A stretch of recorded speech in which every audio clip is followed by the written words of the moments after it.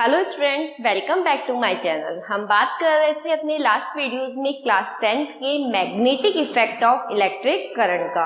बहुत ही important topic है।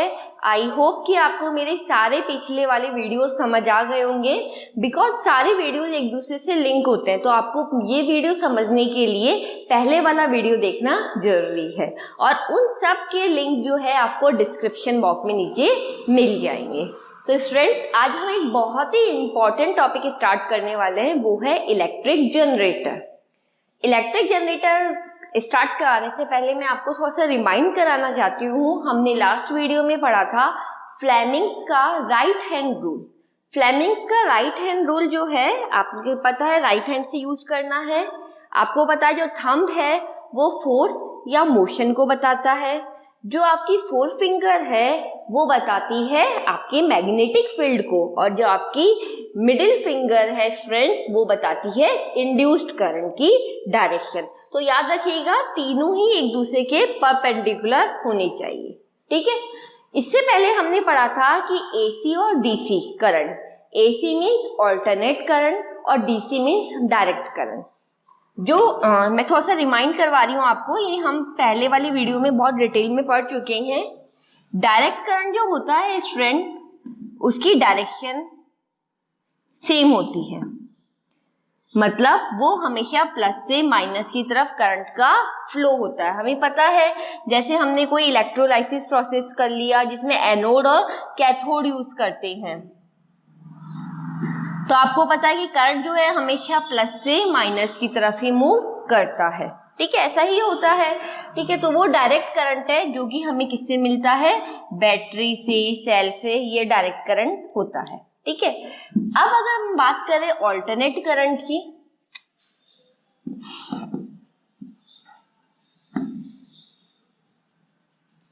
Alternate current हमने बात करी थी कि इसकी डायरेक्शन जो है हर साइकिल में 2 बार चेंज होती है। इसको इस तरह से मैंने आपको डिनोट करवाया था। जैसे मान लीजिए this is a one cycle, ठीक है।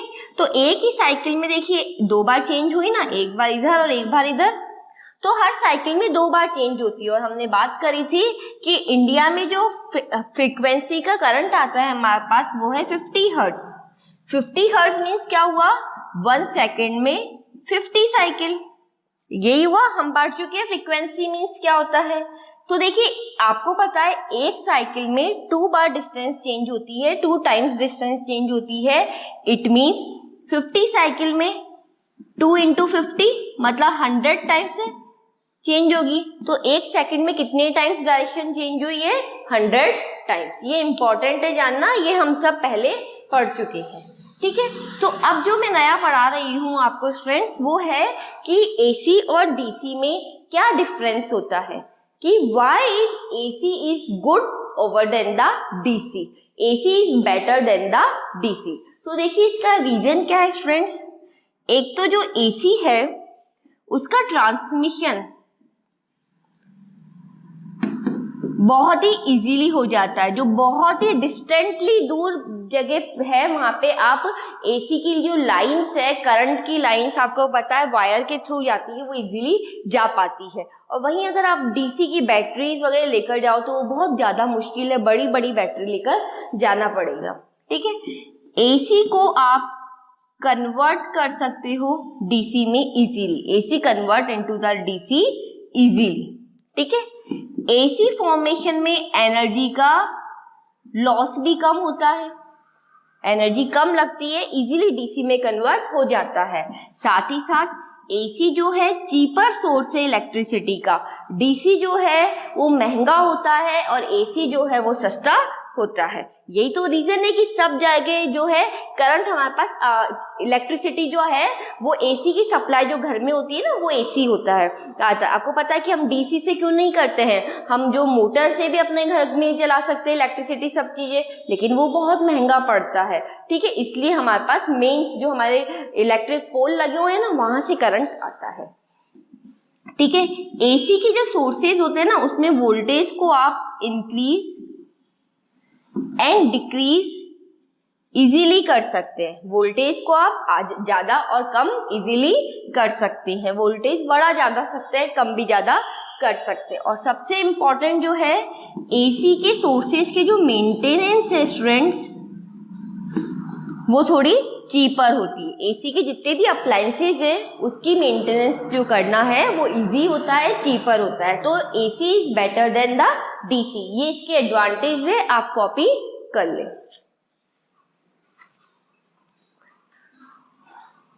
सिंपल है, तो आपको पता चल गया कि एसी क्यों बेटर है। वही अगर आपसे एग्जाम में पूछा जाए कि डीसी जो है वो एसी से डिसएडवांटेज बताइए, मतलब डीसी जो है वाई एसी से अच्छा नहीं है, तो आप इसी को उल्टा करके बता सकते हैं, कोई दिक्कत नहीं है, इजी है। ये तो इंटेलिजेंट है आप लोग, तो किसी भी तरह से क्वेश्चन आए इसके बेस पे आप अटेम्प्ट कर सकते हैं। ठीक है, अब हम ये बात कर रहे हैं कि ऐसा तो नहीं है कि सब कुछ परफेक्ट है एसी में, एसी के डिसएडवांटेज भी हैं।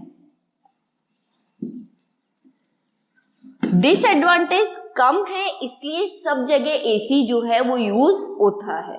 फिर भी क्या डिसएडवांटेज है देखिए, एक तो एसी जो है वो डेंजरस होता है, 220 वोल्ट है ना के झटके लगते हैं, बहुत ज्यादा डेंजरस होता है, शॉक लग सकता है, इससे शॉक लग सकता है। आपको पता है एसी का अगर आपने किसी ने वेट गीले हाथों से एसी को छू लिया करंट को, तो वो उसको चिपका लेता है, अट्रैक्ट कर लेता है, वाइल डीसी जो है वो उसको दूर भेज देता है, रिपेल करता है। तो एसी जो है वो अट्रैक्ट कर लेता है, चिपक जाते हैं उससे, ठीक है, और डीसी उसको दूर भेज देता है। तो एक बार झटका लग के दूर हो जाता है, जबकि एसी में तो झटका लगता रहता है, वो चिपका ही रहता है। तो इसलिए एसी डेंजरस है, शॉक लगता है उससे।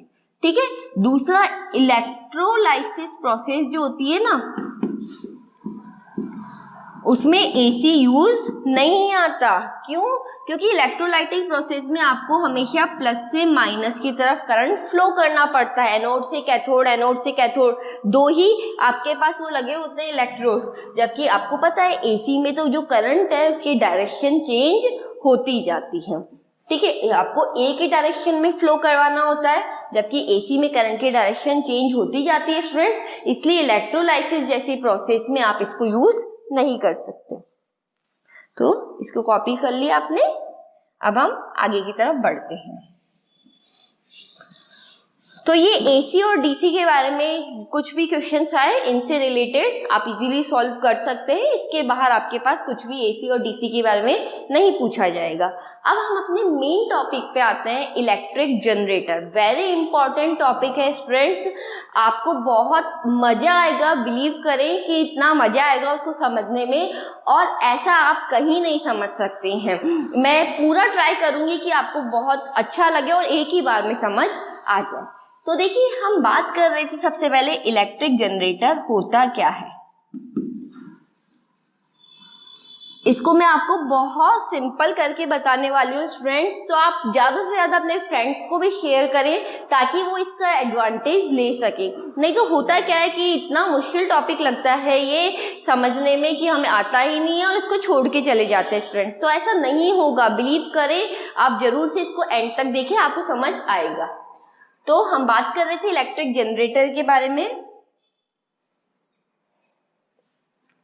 इलेक्ट्रिक जनरेटर याद रखिएगा क्या करता है स्टूडेंट्स। इलेक्ट्रिक जनरेटर जो है वो kinetic energy, it means mechanical energy, movement वाली एनर्जी जो होती है ना, उसको इलेक्ट्रिक एनर्जी में कन्वर्ट कर देता है। और ये इस इलेक्ट्रिक एनर्जी मतलब इलेक्ट्रिसिटी, मतलब ये बना देता है इंड्यूस्ड करंट। क्या करता है, किसी चीज को मूव कराएं तो उससे करंट बनने लग जाता है, वो है इलेक्ट्रिक जनरेटर। इलेक्ट्रिक मोटर में क्या पढ़ा था आपने, जब आप क्या कर रहे थे, हम मूव करा रहे थे, आप करंट फ्लो करवा रहे थे तो उससे मूवमेंट हुआ था। तो इसका अपोजिट काम कर रहा है। इलेक्ट्रिक मोटर क्या कर रही है, इलेक्ट्रिक एनर्जी को काइनेटिक एनर्जी में कन्वर्ट कर रही थी, जबकि इलेक्ट्रिकल जनरेटर क्या करता है, काइनेटिक एनर्जी को इलेक्ट्रिकल एनर्जी में कन्वर्ट करता है। इंपॉर्टेंट है, ध्यान रखिएगा, वापस सुन लीजिए, कंफ्यूज मत होइएगा। जनरेटर जनरेट करता है, प्रोड्यूस करता है, और क्या प्रोड्यूस करवाना है आपको, करंट।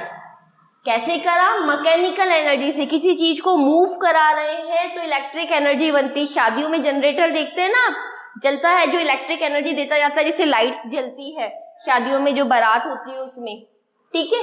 तो काइनेटिक एनर्जी को इलेक्ट्रिकल एनर्जी में कन्वर्ट करता है वो है इलेक्ट्रिकल जनरेटर। और इम्पॉर्टेंट है, इलेक्ट्रिक मोटर क्या करती है, बताइए बताइए।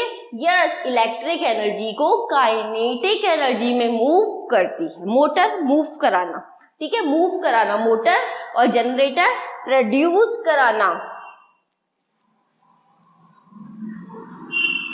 ठीक है स्टूडेंट्स। एक डिफरेंस, इलेक्ट्रिकल जनरेटर जो है वो किसके ऊपर काम करता है, किस प्रिंसिपल पर, EMI, electro magnetic induction, electromagnetic induction के बेस पर काम करता है। इट मींस आप जब मैग्नेट को मूव कराते हैं, याद है हमने लास्ट वीडियो में पढ़ा था, मैग्नेट को मूव कराइए जिससे मैग्नेटिक फील्ड चेंज होगा। मैग्नेटिक फील्ड चेंज होने से पोटेंशियल डिफरेंस बनेगा, और पोटेंशियल डिफरेंस से इलेक्ट्रिकल करंट बनेगा, जिसे हमने बोला है इंड्यूस्ड करंट। वापस देखिए, EMI, मैग्नेट के मूव करने से मैग्नेटिक फील्ड चेंज होता है, मैग्नेटिक फील्ड चेंज होने से पोटेंशियल डिफरेंस जनरेट होता है, और पोटेंशियल डिफरेंस से हमारा जो इलेक्ट्रिक करंट है, इंड्यूस्ड करंट है, वो फॉर्म होता है। ये है आपका EMI।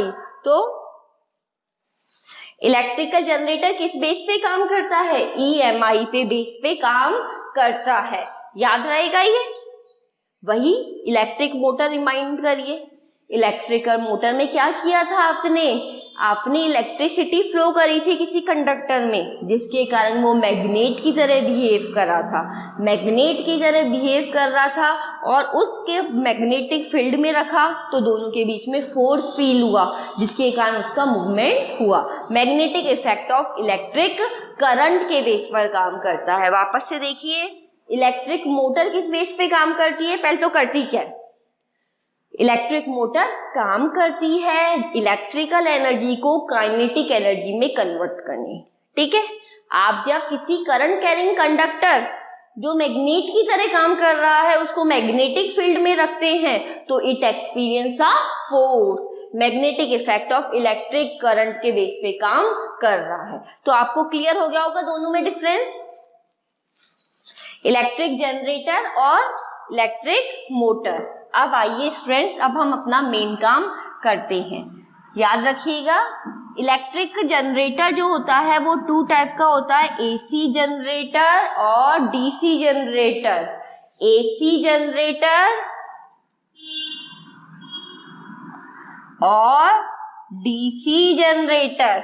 AC मीन्स जिससे ऑल्टरनेट करंट बनता है, DC मीन्स जिससे डायरेक्ट करंट बनता है। अब ये क्या बला हो गई मैम, ये तो बड़ा मुश्किल काम हो गया है, ऐसे कैसे चलेगा, हम दो पढ़ेंगे, पहले मोटर और फिर ये। तो स्टूडेंट्स बहुत सिंपल है, बिलीव करें इतना सिंपल है, वही हम पढ़ना चालू करते हैं। तो सबसे पहले हम बात कर लेते हैं DC जनरेटर की, ठीक है। तो आपके लिए बहुत सिंपल हो जाएगा, वर्किंग बिल्कुल भी थोड़ी सी चेंज है, बाकी बिल्कुल सेम है, कंस्ट्रक्शन एकदम 100% सेम है। तो देखिए कैसे है, हम बात करते हैं। वही आर्मेचर कॉइल ले लिया आपने, ठीक है, थोड़ा ऊपर बना देती हूँ। आर्मेचर कॉइल ले ली, मैग्नेटिक फील्ड में रख दिया नॉर्थ और साउथ, इसको एक्सल से कनेक्ट कर दिया। ये 2 आपके पास हो गई है कौन सी रिंग, स्प्लिट रिंग्स, याद है ना हमने पढ़ा था, कौन सी रिंग, स्प्लिट रिंग्स, ठीक है। इसको कनेक्ट कर दें इससे। ये ब्रश हो गए आपके, और ये आपका हो गया है गैल्वेनोमीटर, ठीक है, जिससे पता चलेगा कि करंट फ्लो हो रहा है या नहीं हो रहा है, ये आपको इंडक्शन करेगा, ठीक है। तो वही ब्रश B1, B2, ये स्प्लिट रिंग हो गई S1 और S2, ठीक है। इस तरह से बता दें, बिल्कुल सेम है ना वो, कंस्ट्रक्शन कुछ भी डिफरेंस नहीं है। A B C D copper की कॉइल है, क्या नाम देते हैं इसको? Armature coil. तो ए बी सी डी क्या है आपकी? आर्मेचर कॉइल है। ठीक है, S1 और S2 आपके पास हो गए हैं स्प्लिट रिंग। ठीक है, S1 और S2 हो गए स्प्लिट रिंग। B1 और B2 क्या हो गए हैं? कार्बन के ब्रश। और याद रखिएगा ये कैसे होते हैं? स्टेशनरी होते हैं, रुके हुए होते हैं, कोई चेंज नहीं आता इनमें, यहीं की यहीं रहेंगे, ये मूव नहीं करेंगे। ये सिर्फ इसको क्या कर रहे हैं, जैसे मान लीजिए ये है, ये स्प्लिट रिंग है, इसको ऐसे टच कर रखा है इन्होंने, ये मूव नहीं करेंगे, ये मूव कर सकती है, ये मूव कर सकती है, लेकिन ये मूव नहीं करेंगे। क्लियर? कोई डाउट है? ऐसा कैसा पढ़ा है हमने पहले भी इसका कंस्ट्रक्शन। अब देखिए क्या है, आगे कैसे बात करते हैं। आपको पता है इसमें हम पहले मूव कराते हैं, काइनेटिक एनर्जी प्रोड्यूस करते हैं। तो आपने क्या किया, ये जो इसको मूव करा रहे हैं, एक्सेल से ऐसे मूव करा रहे हैं, तो ए बी जो है वो तो आउटवर्ड्स मूव करेगा और ये इनवर्स मूव कराते हैं। ये ए बी है, ये सी डी है, ये बाहर की तरफ और ये अंदर की तरफ। ए बी ऐसे मूव करेगा और सी डी ऐसे। वापस देखिए, ये ए बी और ये सी डी, ए बी ऐसे मूव कर रहा है और सी डी अंदर की तरफ, ए बी बाहर की तरफ और सी डी अंदर की तरफ, ए बी बाहर सी डी अंदर। ठीक है, मूव करा। अब मूव करने पर देखिए हम बात कर रहे हैं मैग्नेटिक फील्ड की लाइंस, तो ये है नॉर्थ से साउथ। करंट कैसे बनता है? ठीक है स्टूडेंट्स, करंट बनता कैसे है ये बात कर रहे हैं। राइट हैंड रूल यूज करें। ये मैग्नेटिक फील्ड, आपका मैग्नेटिक फील्ड इस डायरेक्शन में, फोर्स इसमें बाहर की तरफ फोर्स लग रहा है, तो ये आपका करंट किधर हो गया? ऊपर की तरफ, है ना? सिंपल करके देखिए जल्दी से, अपने हैंड से खुद यूज करें। लगा? कोई डाउट है? ये देखिए, ये मैग्नेटिक फील्ड, ये रहा मैग्नेटिक फील्ड, बाहर की तरफ आपका फोर्स या मूवमेंट, ये करंट। ठीक है, इसी तरह से आइए राइट हैंड यूज करना है। यहां देखिए मैग्नेटिक फील्ड यहीं रहेगा, ये रहा नॉर्थ से साउथ। इस बार क्या हो रहा है, मैग्नेटिक फील्ड ये है, करंट वो फोर्स, ये फोर्स, ये मैग्नेटिक फील्ड, फोर्स अंदर तो करंट नीचे। ये देखो ऐसे होता है ना, मैग्नेटिक फील्ड फोर्स करंट नीचे, तो सीडी में नीचे की तरफ फ्लो करेगा। अब देख रहे हैं ए बी में ऊपर की तरफ करंट बना और सीडी में नीचे की तरफ बना। ठीक है, जब आपने इसको मूव कराया तो पहले हाफ साइकिल में ये करंट आया आपके पास B2 ब्रश से, और ये B1 और ये इस तरह से, तो B2 से B1। देख रहे हैं, डायरेक्ट करंट है, करंट की डायरेक्शन सेम रहेगी। डायरेक्ट करंट है, करंट की डायरेक्शन कैसी रहेगी? सेम रहेगी स्टूडेंट्स। आधे साइकिल में जब आप ए बी को ऊपर की तरफ और सी डी को अंदर की तरफ करवा रहे हैं, तो करंट जो है वो आ रहा है B2 से B1 की तरफ। कॉपी कर ले जल्दी से इसको।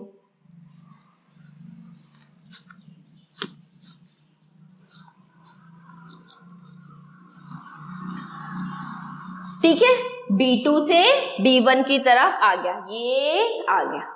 अब क्या होगा आधे साइकिल में, ये ए बी जो ऊपर गई थी ये इधर आ गई और सी डी आ गई इधर।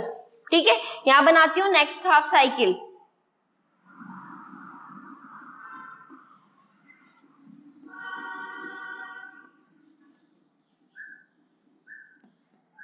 ये रहा आपका स्प्लिट रिंग, ये ब्रश B1 ब्रश हमेशा वही रहेंगे 2, लेकिन याद रखिए अब CD आ गई है आपकी इधर, ये CD और AB पहुंच गया है इधर। ये स्प्लिट रिंग्स है, स्प्लिट रिंग्स मूव करती है, कम्यूटेटर की तरह काम करती है। हमने बात करी थी लास्ट में मोटर में, split ring act as a commutator. Commutator means जो आर्मेचर कॉइल में करंट की डायरेक्शन को सेम करती है। यही इंपॉर्टेंट है स्टूडेंट कि आर्मेचर कॉइल में करंट की डायरेक्शन को सेम करती है, जिसके कारण डीसी प्रोड्यूस होता है। तो डीसी में हमेशा आप लेंगे स्प्लिट रिंग। यही ट्विस्ट है कि डीसी अगर होगा तो स्प्लिट रिंग यूज करनी पड़ेगी, क्योंकि ये करंट की डायरेक्शन को सेम कर रही है। अब देखिए ये गैल्वेनोमीटर, ठीक है, इस बार ये है डीसी, तो इस डीसी के साथ ये भी मूव करा S2 और ये हो गया आपका S1। अभी भी इसको भी आपने बाहर की तरफ ही मूव करा है और इसको अंदर की तरफ मूव करा रहे, ये रहा, ऐसे आ गया था। अब वापस इसको बाहर की तरफ मूव करा है और इसको अंदर की तरफ, ये AB है और ये CD है। पहले हाफ साइकिल में AB इधर आ गया, ये DC, फिर वापस इसको बाहर की तरफ और इसको अंदर की तरफ, ठीक है स्टूडेंट्स। तो अभी भी वही की वही बात होगी, ये बाहर की तरफ है तो इसमें करंट ऊपर और इसमें नीचे, ठीक है। तो देखो करंट कहाँ हो रहा है, वही B2 से B1 की तरफ ही मूव कर रहा है। यही तो डायरेक्ट करंट है कि करंट की डायरेक्शन सेम है। और ये काम किसने किया है, स्प्लिट रिंग ने। किसकी तरह एक्ट करती है, कम्यूटेटर की तरह, ताकि करंट की डायरेक्शन आर्मेचर कॉइल में सेम बनी रहे और करंट सेम डायरेक्शन में फ्लो होता है। तो वही देखो CD अब आ गई इधर, AB इधर आ गई, इसके रोटेशन के कारण S2 जो है वो इधर आ गया और S1 इधर आ गया और करंट की डायरेक्शन सेम बन गई। तो कॉपी कर ले, कितना सिंपल हो गया, बिल्कुल वैसे ही है जैसे हमने मोटर पढ़ी थी। मोटर और डीसी जनरेटर दोनों की वर्किंग एक जैसी हो गई है, सिंपल है ना, सिंपल आ गया समझने, प्रॉमिस, ओके कर दो इरेज।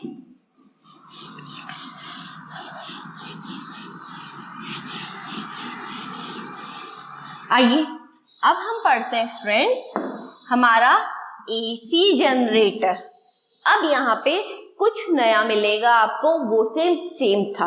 अब देखिए कि एसी जनरेटर जो है वो कैसे काम करता है। वही स्ट्रॉन्ग मैग्नेटिक फील्ड, थोड़ा इधर बना देते हैं क्योंकि दो साइकिल बनेंगे ना, बना देती हूँ। North south strong magnetic field, ये कोई मैग्नेट है जिसका साउथ पोल इधर है, ये कोई मैग्नेट है जिसका नॉर्थ पोल इधर है, ठीक है। ये आपका हो गया आर्मेचर कॉइल, ठीक है। ये हो गई आपका एक्सल। अब यहां पे इंपॉर्टेंट है स्टूडेंट्स, ये है स्लिप रिंग्स, ये है स्लिप रिंग्स। यहाँ पे आप पूरी रिंग यूज करते हैं, ये इंपॉर्टेंट है। यहाँ पे आपने जो रिंग यूज करी वो है स्लिप रिंग्स, वहां पे थी स्प्लिट रिंग्स, यहाँ है स्लिप रिंग्स, ये पूरी है। इसका ब्रश हो गया, रिंग तो हो गई S1 और ब्रश हो गया B1, ठीक है। ऐसे ही दूसरी रिंग आ गई, इसको बड़ा बना देते हैं, ठीक है। ये रिंग, इसका ब्रश ये हो गया और ये आपका ये रहा, यहाँ पे लगा दिया गैल्वेनोमीटर। ये हो गई रिंग S2, ब्रश हो गया B2, A B C D सब कुछ सेम है, बस यहाँ पे दो डिफरेंस आ गए। इस बार हमने दो रिंग्स यूज करी है और जिनको आपने नाम दिया है स्लिप रिंग्स, ठीक है। ये इंपॉर्टेंट है क्योंकि इस बार तो आपने, अच्छा आप पूछ सकते हैं सर क्यों मैम, क्यों आपने स्लिप रिंग्स क्यों लिए, आप स्प्लिट रिंग्स भी ले सकते हैं। तो देखिए स्प्लिट रिंग जो है वो कम्यूटेटर की तरह हेल्प करती है, करंट की डायरेक्शन को सेम बनाती है, जबकि ऑल्टरनेट करंट में आपको करंट की डायरेक्शन को सेम नहीं बनाना है, इसलिए इस बार आपने लिया है स्लिप रिंग्स। याद रहेगा आपको, वापस सुनिए, एसी में करंट की डायरेक्शन सेम नहीं बनानी है स्टूडेंट, इसलिए आपको यहाँ पे स्प्लिट रिंग्स नहीं लेनी है, ठीक है। ये हो गया आपका। एक और बार बना लेती हूँ ताकि साथ में इसको अपन एक्सप्लेन भी कर सके, ठीक है। डायग्राम भी बड़ा मुश्किल होता है स्टूडेंट्स को बनाना, इसलिए डायग्राम बनाना भी आप इससे सीख सकते हैं कि किस तरह से मैं डायग्राम बना रही हूँ। इस बार ये हो गई है DACD, ठीक है। तो इस बार ये इससे कनेक्ट है ये जो है ये आपका ब्रश S1 रिंग ब्रश है B1, ठीक है। ये आपकी दूसरी रिंग, ठीक है। ये ब्रश वहीं रहेगा B2, ये रिंग हो गई है वही S2, ठीक है। ये यहाँ से कनेक्ट है और एक ही बार ये गैल्वेनोमीटर यहाँ से कनेक्ट है। देखिए क्या है, डोंट वरी, मैं बता दूंगी आपको। ये देखिए पहले वही armature coil, first ring S1 जिसका ब्रश B1 है, B1 से ये बाहर का सर्किट है स्टूडेंट्स, ये यहाँ से गैल्वेनोमीटर से कनेक्ट है। दूसरी रिंग S2 और ब्रश हो गया B2, तो B1 और B2 कनेक्ट है आपके गैल्वेनोमीटर से, ये B1 और ये B2, ठीक है। S1 ये फर्स्ट AB से कनेक्ट है और CD आपका S2 से। अब देखिए वही, इसको आउटवर्ड्स और इसको अंदर की तरफ मूव कराया, बाहर ये AB है ये CD है, AB को बाहर CD को अंदर, ये फर्स्ट हाफ साइकिल। कैसे? AB को बाहर CD को अंदर, ठीक है। तो मैग्नेटिक फील्ड आपको पता है यही, वही वापस देख लीजिए, राइट हैंड रूल्स फ्लेमिंग्स का, ये आपका मैग्नेटिक फील्ड की डायरेक्शन, जो थंब है ये क्या बता रहा है, इसका मूवमेंट। तो करंट हो गया आपका ऊपर की तरफ, ठीक है। यहां ये वही right hand rule, magnetic field ये रहा, अंदर की तरफ थंब है, अंदर की तरफ मूवमेंट हो रहा है, करंट नीचे। आपको अपना रूल तो अप्लाई करना आ ही गया होगा, ठीक है स्टूडेंट्स। तो अभी करंट जो है वो CD से होता हुआ B2 और B2 से होता हुआ B1 से होता हुआ यहाँ पहुंचा है। तो इसमें करंट कहां से पहुंचा है, B2 से B1, ये आपका हाफ साइकिल है। तो AB CD, AB आ गया इधर और CD आ गया इधर, आ गया।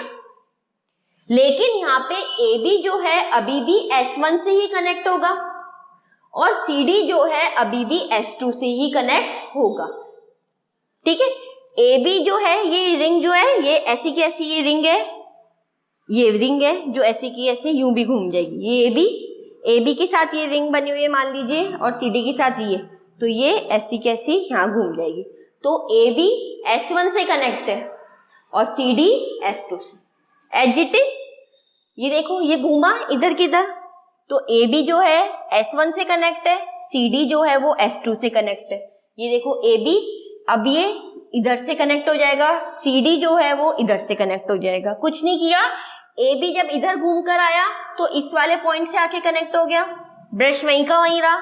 और जब CD घूमकर इधर आ गया तो CD अब किससे, इधर की तरफ से कनेक्ट हो जाएगा।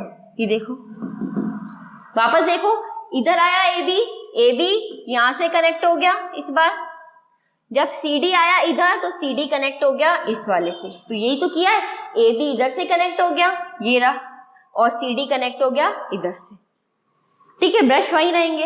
अब वापस ये आउटवर्ड्स और ये इनवर्ड्स, फ्लेमिंग्स का राइट हैंड रूल यूज करेंगे तो अभी भी करंट इसमें ऊपर जाएगा और इसमें नीचे जाएगा, ठीक है स्टूडेंट्स। अब यहां देखिए ये AB जो करंट है ये लेकर आया यहां, इसमें ब्रश कहां से कनेक्ट हो रहा है, B1 से, ये गया ये आया B2 से कनेक्ट हो रहा है और करंट जा रहा है ये। तो इस बार देखिए मजा आ गया ना, B2 से इस बार कहां जा रहा है, B1 से B2 की तरफ जा रहा है। देखिए B1 से B2, तो देखो हर आधे साइकिल में करंट की डायरेक्शन चेंज हुई, पहले हुआ था B2 से B1, इस बार हुआ B1 से B2। कॉपी करें फिर से समझाऊंगी।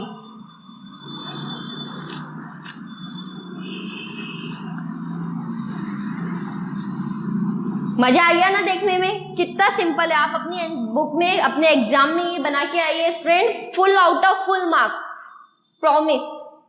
इतना अच्छा एक्सप्लेनेशन जब आप कर देंगे तो आपको पूरे मार्क्स मिलेंगे। देखो ये AB था, AB से कौन सी रिंग कनेक्ट थी, S1, CD था, CD से S2, AB आया इधर, CD आया इधर, ठीक है, AB इधर CD इधर। तो अभी देखिए जब ये मूव करा तो अभी करंट जो है यहाँ देखिए, इधर करंट ऊपर इधर नीचे, तो इधर देखिए ये हुआ ये यहाँ से कनेक्ट है ना, तो ये हो गया B2 से B1। अब क्या हुआ कि ये जो AB है ये मूव करा इधर मूव करा, तो ये देखो ये जो AB है ये रिंग ऐसी थी इसके पास, यहां से देखिए अभी ये ऐसे कनेक्टेड था B1 से, रिंग है S1 AB। अब क्या हुआ, ये AB मूव करके इधर आ गया, ये जो लाइन है AB की अब ये मूव करके आ गई स्टूडेंट्स इधर, तो अब ये इधर से कनेक्ट हो जाएगा, बाकी और कुछ नहीं बदला। ये अब ये B और ये बाकी कुछ नहीं बदला है, बस ये क्या है मूव करके आया, तो इधर की जगह अब ये इधर जुड़ गया। वैसे ही CD के साथ हुआ, CD जो है अब जुड़ गया इधर से, जो पहले इधर जुड़ रहा था वो इधर जुड़ गया, तो इसके कारण कनेक्शन जो है वो सेम रहे हैं। तो बस डिफरेंस क्या आया है कि इस बार AB में नीचे करंट आ रहा है, पहले AB में ऊपर आ रहा था, इस बार AB में नीचे आ रहा है, पहले CD में नीचे आ रहा था, अब CD में ऊपर आ रहा है। ठीक है, सही है। अब देखो ये आया नीचे, ये जो S1 रिंग है ये किससे कनेक्टेड, इधर ब्रश से B1 से, और ये जो आपकी S2 रिंग है किससे कनेक्ट है, B2 से। ठीक है, तो यहां से करंट आया, ये गया और ये आया ऐसे, तो DCBA, जबकि इधर यूं आया यूं आया, तो इधर कैसे आया ABCD, ऐसे ही तो आया ABCD, इधर आया DCBA। कुछ नहीं हुआ, बस यहां से जो करंट आया था वो करंट जो है अभी B1 से जा रहा है, और फिर ये B2 से होता हुआ ये ऐसे मूव किया, देखो पहले ऐसे मूव किया, ये आया यहां से, ये आया इधर से, इस धर से होता हुआ ऐसे किया। तो आपने देखा स्टूडेंट्स, हर आधे साइकिल में करंट की जो डायरेक्शन है वो बदल गई है, हर आधे साइकिल में करंट की डायरेक्शन चेंज हो गई है। यही तो अल्टरनेट करंट था, तो अल्टरनेट करंट यही है ना, हर हाफ साइकिल में करंट की डायरेक्शन चेंज हो गई है, जबकि डीसी में करंट की डायरेक्शन सेम थी। तो आई होप कि आपको ये बहुत मजेदार लगा होगा, इससे ज्यादा सिंपल तरीके से आपको कोई नहीं समझा सकता है, बहुत सिंपल हो गया है। आप इसको एक बार जरूर से रिवाइज करें तो आपको ये बहुत अच्छे से समझ आ गया होगा। नेक्स्ट वीडियो में हमारा ये चैप्टर कंप्लीट हो जाएगा और कुछ एनसीईआरटी के क्वेश्चंस ट्राई करेंगे सॉल्व करना। फिर भी आपको कोई भी डाउट हो तो कमेंट बॉक्स में जरूर लिखें, मैं उसको सॉल्व करने का ट्राई